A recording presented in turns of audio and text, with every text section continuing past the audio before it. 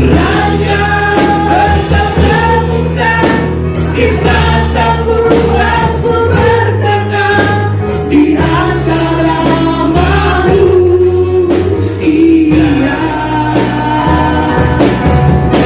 Itulah kehormatanku, keindahan dalam hidupku, kebahagiaan di hadirat, kebahagiaan di hadirat, kebahagiaan di hadirat,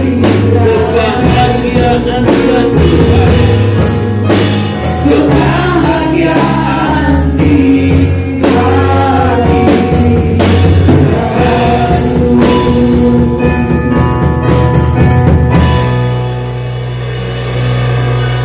Tuhan, kami percaya kebahagiaan yang sejati hanya ada di dalam Tuhan. Ketika kami hidup berkenan kepada Tuhan, menyukakan hati Tuhan, maka kami percaya ada damai, ada sukacita, ada kebahagiaan. Kami tidak perlu takut apapun yang ada di hadapan kami. Kami tidak perlu khawatir menjalani hidup ini, karena kami percaya ada Tuhan yang selalu bersama dengan kami. Karena itu berbicaralah bagi kami pagi ini, sampaikan isi hati-Mu di tengah kami. Buat setiap kami boleh mengerti kehendak-Mu yang sempurna. Kami siap dengarkan firman-Mu Tuhan. Demi nama Yesus kami berdoa. Haleluya. Amin. Amin. Bapak Ibu Saudara, saya mau berbicara tentang jangan takut.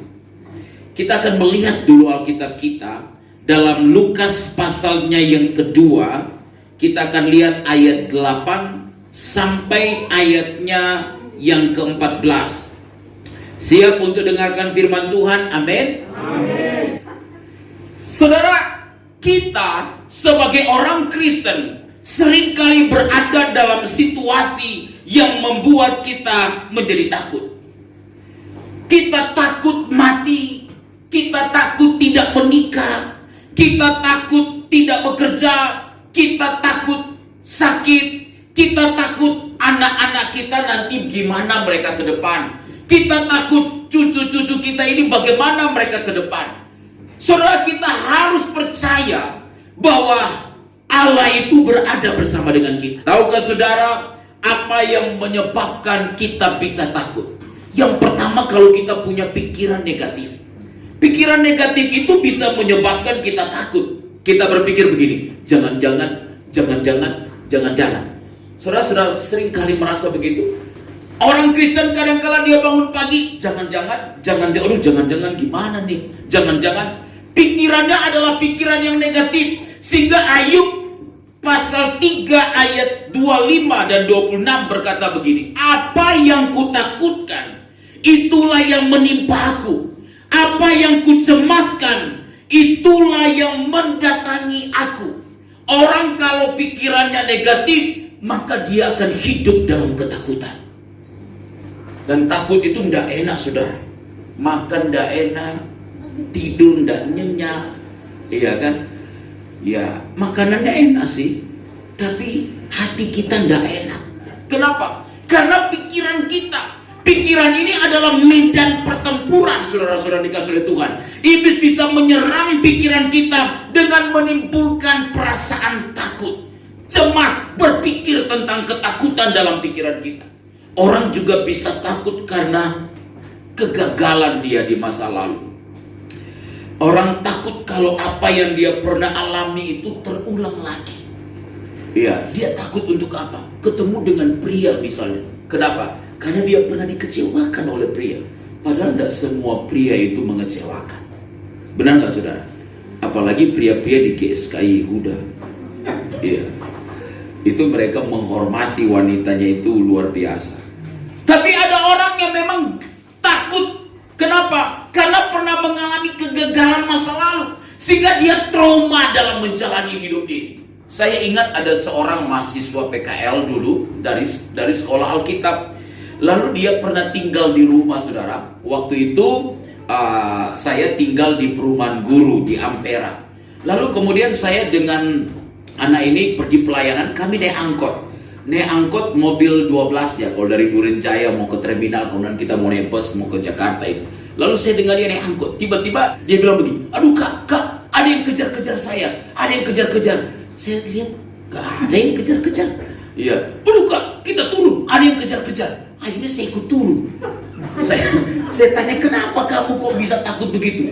Kak, saya lihat ada orang yang kejar-kejar saya. Siapa? Wah, orang itu yang pernah saya lemparin mobilnya dengan batu. Saya tanya, kamu lemparin di mana? Di kampung saya, di Manado, di ujung lagi. Ini kan Bekasi, saya bilang begitu. Kejadiannya di mana? Kejadiannya di satu daerah, namanya di kabupaten yang jaraknya sekitar 3 jam dari kota Manado. Dia waktu masa SMA, mobil-mobil yang lewat dia suka lemparin dengan batu. Satu ketika dikejar oleh orang itu, dia lari-lari, dan itu trauma rupanya dia. Wah, sampai di Jakarta dia pikir masih ada orang-orang yang kejar dia. Orang takut kenapa? Karena dia pernah mengalami trauma, pernah mengalami kegagalan masa lalu. Zakaria pasal 8 ayat 13 berkata, kalau dahulu kita pernah gagal, maka sekarang Tuhan sanggup untuk memulihkan kita. Kita tidak boleh terikat dengan masa lalu. Kita tidak boleh terikat dengan perasaan trauma di masa yang lalu. Tuhan sanggup pulihkan hidup saya dan saudara. Tuhan menyediakan apa yang terbaik dalam hidup kita. Orang juga bisa takut kenapa? Karena dia buat salah. Orang kalau buat salah itu takut. Waktu istri mulai pegang handphonenya, jantungnya berdetak kencang. Ya, waktu mau dibuka, jangan buka. Ada bom di situ kah? Oh tidak, tapi jangan buka. Orang takut kenapa? Karena buat salah. Saya ingat saudara, SIM saya mati. Waktu SIM saya mati, saya berada di lampu merah dan polisi ada di situ. Saudara tahu kan terjadi? Jantung saya itu berdetak. Kenapa? Kalau polisi samperin saya, ini repot nih. Kira-kira begitu. Tiba-tiba terjadi sesuatu, ditanya SIM. Wah, SIM tidak ada. Tapi ada orang juga tidak punya SIM, dia bisa jalan kemana-mana. Itu imannya luar biasa. Iman yang salah maksudnya begitu ya. Tapi dia tidak punya SIM, dia bisa tembus Jakarta. Tidak punya SIM, dia bisa sampai di Cengkareng. Keren sekali. Dia bilang, Allah beserta dengan. Tapi itu salah saudara. Yang nggak punya SIM harus urus SIM. Alkitab berkata dalam Yesaya 32 ayat yang ke-17, di mana ada kebenaran, di situ akan tumbuh damai sejahtera, dan akibat kebenaran adalah ketentraman untuk selama-lamanya. Kalau kita hidup dalam perkenanan Tuhan, kita nggak boleh takut apapun yang ada di hadapan kita. Kenapa orang takut? Karena tidak percaya. Satu ketika mereka, yaitu murid-murid Yesus, sedang berlayar bersama dengan Yesus di danau. Lalu tiba-tiba terjadi gelombang.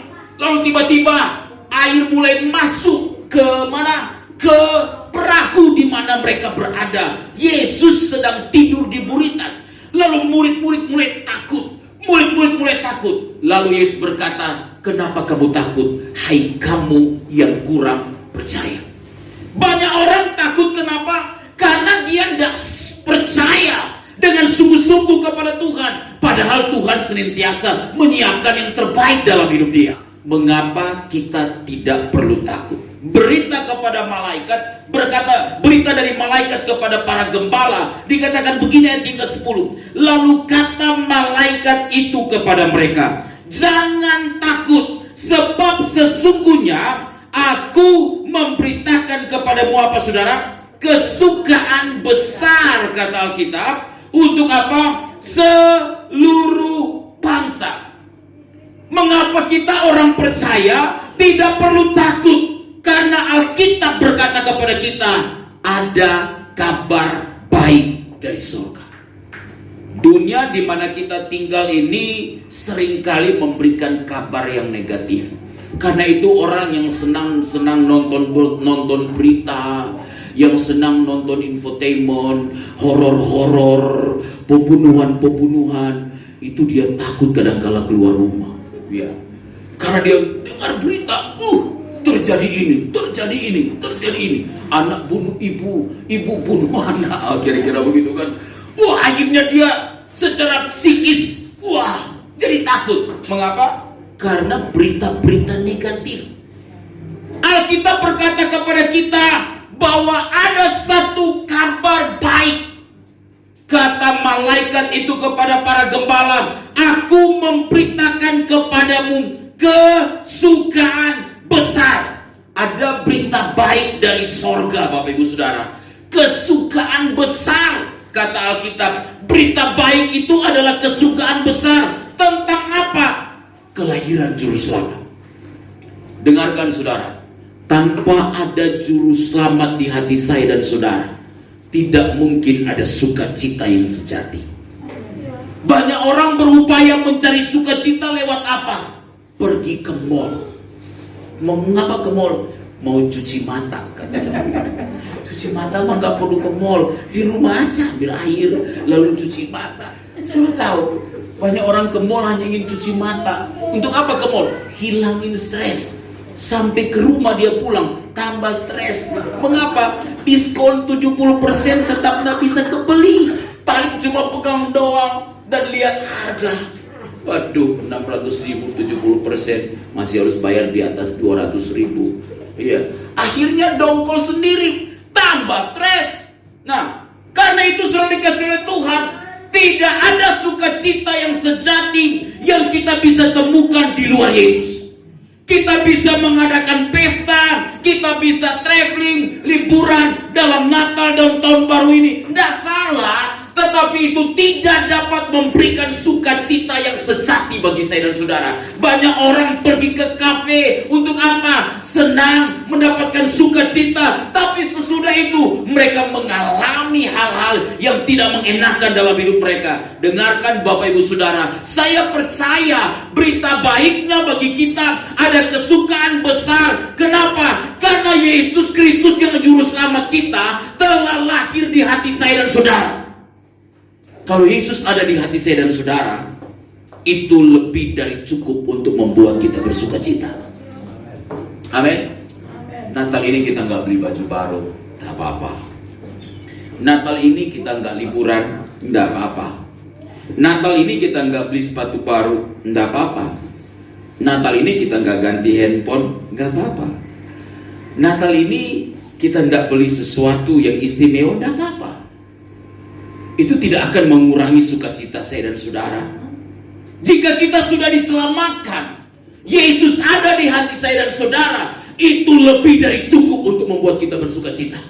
Itu lebih dari cukup untuk kita bisa berkata, terima kasih Tuhan untuk setiap kebaikan Tuhan. Terima kasih Tuhan untuk setiap anugerah Tuhan. Kita tidak harus mencari sukacita dimanapun. Kita tidak harus mencari damai sejahtera kemanapun. Karena kita tahu semua itu hanya ada di dalam Sang Juru Selamat, yaitu Yesus Kristus Tuhan. Pastikan Yesus itu tetap ada di hati saya dan saudara. Dan pastikan Yesus itu telah menjadi Juru Selamat di hati saya dan saudara. Itulah yang membuat kita gak akan takut. Karena kabar sukacita itu telah ada bagi kita. Yang kedua, saudara dikasih oleh Tuhan, mengapa Alkitab berkata jangan takut? Yang kedua, karena ada tuntunan Tuhan bagi kita. Saudara lihat ayat yang ke-12. Ayat 12 berkata kepada kita begini, dan inilah tandanya bagimu. Kamu akan menjumpai seorang bayi dibungkus dengan lampin dan terbaring di dalam apa? Palungan. Dengarkan saudara, Alkitab berkata kepada para gembala, malaikat beritahu kepada para gembala, dan inilah tandanya bagimu. Tuhan menyampaikan berita ini kepada para gembala. Ada tuntunan Tuhan bagi para gembala. Lewat apa? Tanda yang Tuhan berikan, yang Tuhan nyatakan kepada para gembala. Tanda itu adalah mereka akan menjumpai seorang bayi, dan bayi itu adalah Sang Juru Selamat yang dibungkus dengan lampin, dan kata Alkitab terbaring di dalam apa saudara? Palungan. Pada zaman itu gembala-gembala ini adalah orang rendahan, orang yang hina, itu nggak diangkat. Jadi gini, kalau terjadi persoalan, terjadi masalah, lalu kemudian harus ada yang memberikan kesaksian kepada orang-orang di pengadilan misalnya pada saat itu, maka kesaksian dari para gembala ini tidak dianggap. Mengapa? Karena mereka orang-orang yang termarginalkan, mereka orang-orang yang hina. Tapi tahukah saudara, kepada mereka lah berita kesukaan itu pertama kali diberikan. Tuhan itu memandang begini, semua orang di mata Tuhan sama. Gak ada orang yang dianggap Tuhan kaya, gak ada orang yang dianggap Tuhan miskin, gak ada orang yang dianggap Tuhan berpendidikan S1, S2, S3, S4, S5, S-lilin. Dan orang yang tidak sekolah lalu Tuhan pandang kayaknya dia itu tidak berharga. Di mata Tuhan itu semua sama. Tuhan datang kepada para gembala untuk memberikan kepada kita gambaran Tuhan menghargai juga orang-orang yang sederhana. Amin saudara. Karena itu kita nggak boleh beda-bedakan orang. Saya hanya mau berteman kalangan ningrat semata-mata. Kalau kamu nggak masuk dalam bilangan kalangan ningrat, teman-temanku hanya mereka yang punya status sosial sosialita. Kamu sociality. Jadi kamu bukan dalam golongan kamu. Berapa banyak orang Kristen yang kadang-kala mengelompokkan, apalagi pendeta. Kalau orang kaya dia dekatin, kalau orang miskin doakan aja dari jauh. Saya paling sulit untuk berpura-pura. Maksudnya berpura-pura itu begini, aduh kayaknya dia ini orang kaya, saya mau dekati dan senyum. Paling sulit saudara. Saya agak sulit untuk memanipulasi. Iya, jadi lurus-lurus saja. Maka mungkin gak terlalu cocok kadang-kala dengan orang-orang yang pingin karena punya status sosial yang lebih baik harus dideketin. Saya agak sulit. Kira-kira begitu. Ya pokoknya lurus-lurus saja. Teman-teman saya bilang, dia orang yang bisa lakukan ini. Ayo, didekati sedekat-dekatnya.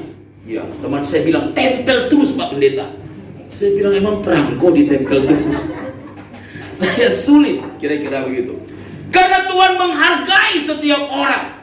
Tapi begini yang saya mau beritahu kepada saudara.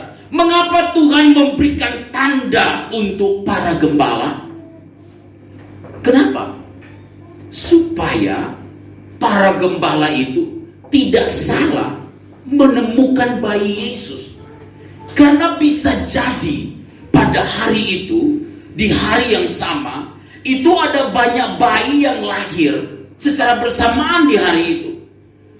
Tapi pasti hanya ada satu bayi yang dibungkus dengan lampin dan dibaringkan di dalam palungan. Dan itu adalah bayi Yesus.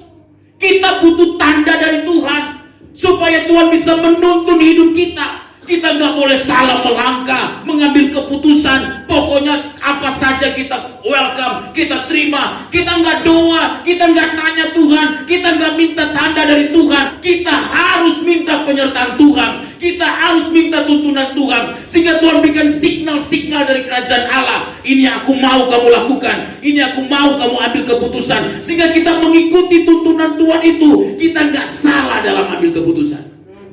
Kita minta tanda. Tapi jangan seperti seorang anak muda, seorang pemudi yang berdoa, Tuhan, karena dia punya banyak teman pria yang mendekati dia. Dia berkata, kalau ada pria yang dekati saya yang pertama kali datang ke rumah saya malam minggu untuk ketuk pintu, itu dari Tuhan. Jangan salah juga minta tanda. Karena ada banyak pria yang hebat yang mendekati dia. Dia berdoa, Tuhan, di hari Sabtu ini, siapapun pria yang pertama kali mengetuk pintu rumah, itu dari Tuhan. Dia berdoa, dan tiba-tiba ada seorang yang mengetuk pintu rumah.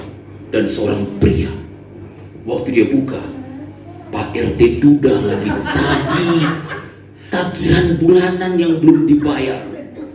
Pak RT Duda, dan itu adalah pria. Apakah itu dari Tuhan? Tentu bukan. Jangan berkata, Tuhan, apa boleh buat? Jangan juga salah minta tanda. Tidak harus seperti itu, saudara. Tanda itu maksudnya, mintalah Tuhan tuntun dalam hidup kita. Mungkin tahun yang akan datang, Bapak Ibu Saudara, kita akan menghadapi hal-hal yang kita butuh tuntunan Tuhan. Saya percaya Tuhan itu selalu menuntun saya dan saudara. Tuhan memberikan signal-signal kepada kita.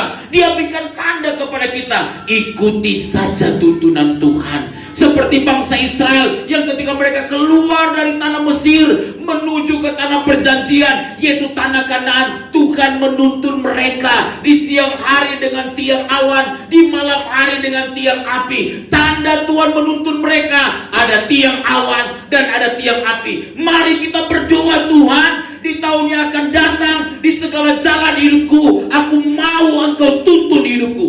Mintalah itu kepada Tuhan, dan Tuhan pasti menyatakan itu bagi kita, sehingga kita tidak keliru dalam mengambil keputusan dalam hidup ini. Amin. Yang terakhir, saudara, mengapa Tuhan berkata jangan takut? Karena Tuhan selalu menggenapi firman-Nya. Karena Tuhan selalu menggenapi firman-Nya. Mari kita lihat ayat 16 dan ayat 17. Ayat 16-17 berkata begini.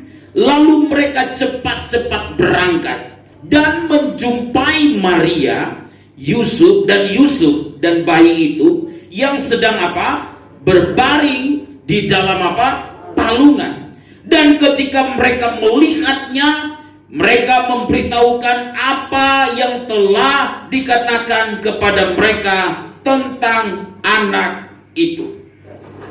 Lalu ketika mereka pergi ke Bethlehem, kata Alkitab, mereka memang menjumpai Maria dan Yusuf sebagai orang tua dari bayi Yesus itu yang memang sedang dibaringkan di dalam palungan.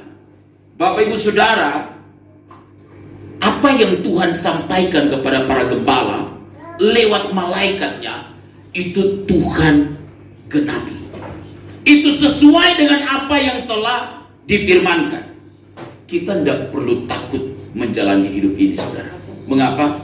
Karena Tuhan pasti menggenapi firman-Nya. Apa yang Tuhan telah nubuatkan, itu Dia genapi. Apa yang telah Tuhan janjikan, itu Dia genapi. Kita nggak perlu takut. Kita berjalan saja bersama dengan Tuhan. Kita percaya bahwa ada pemeliharaan Tuhan bagi kita. Kita percaya ada tuntunan Tuhan bagi kita. Kita percaya Dia menyediakan yang kita perlukan. Kita mengimani bahwa Dia selalu beserta dengan saya dan saudara. Kita tidak perlu takut. Nah, saudara dikasih oleh Tuhan, ada hal yang menarik. Firman itu ternyata tergenapi kalau kita merespon dengan benar. Saudara lihat ya, para gembala ini di dalam ayatnya yang ke-16, mereka berkata begini. Mulai ayat 15 bagian B, mereka berkata begini. Marilah kita pergi ke Bethlehem untuk melihat apa yang terjadi di sana. Lalu ayat 16 berkata begini. Lalu mereka apa, kata Alkitab? Cepat-cepat apa?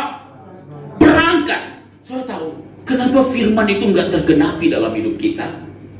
Karena kita sering menundanya. Kita berkata, nanti sajalah Tuhan, kalau sudah waktunya nanti saja.